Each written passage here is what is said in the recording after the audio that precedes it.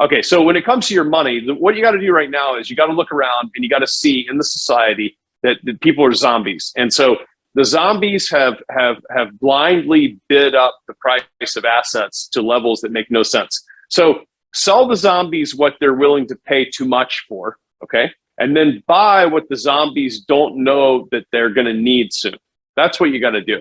Just look around. I mean, if you have two houses and you're in a place where the price of the house is like double what you ever thought it could possibly be worth, and you don't even like the house that much, sell it. I mean, you can't live in but so many houses, right? So when things are at an extreme, sell them. When they're at an extreme on the other side, buy them. And so for me, it comes down to copper's the new oil.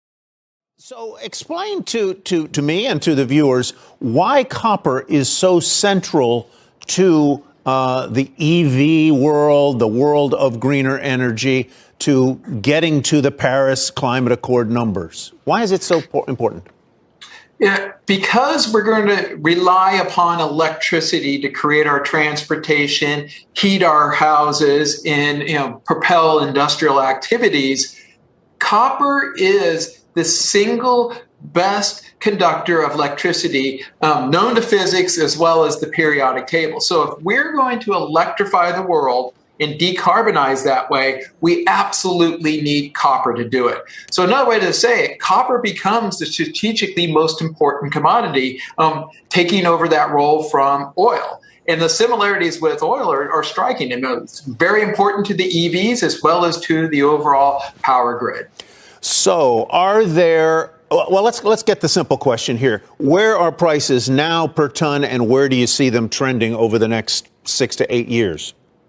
Well, right now they're trading around, $9,300 a ton. It's a big run up in the last couple of days. And I think you've got the reflation trade being put back on as we see it across the board in the commodity complex.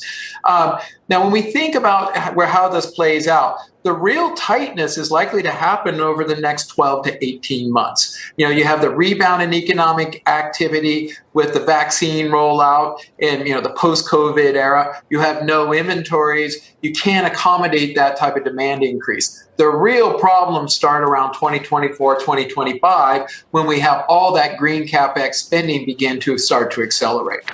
So in terms of thinking about, the upside, we see it moving into that $11,000 to $12,000 a ton range over the next 12 to 24 months. But we see it when we start talking your point of, 5 years out plus, we're seeing it moving up to around 15,000.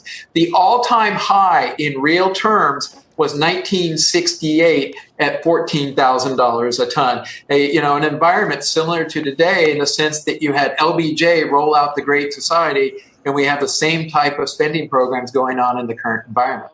Copper's the new oil. I want to buy Nova Royalty. I'm getting it at a really cheap price right now.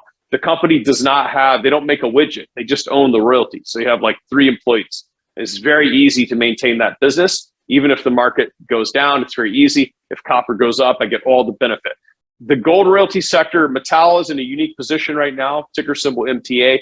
What's going to happen with the royalty business is that the companies are all being bought. So, there's going to be fewer royalty companies at the end of the year. One company has bought 4 or 5 already. And so people should look at that. The third is carbon. We didn't talk about carbon, but with the copper trend, carbon credits are very big. Those bankers into soon may the pirate chain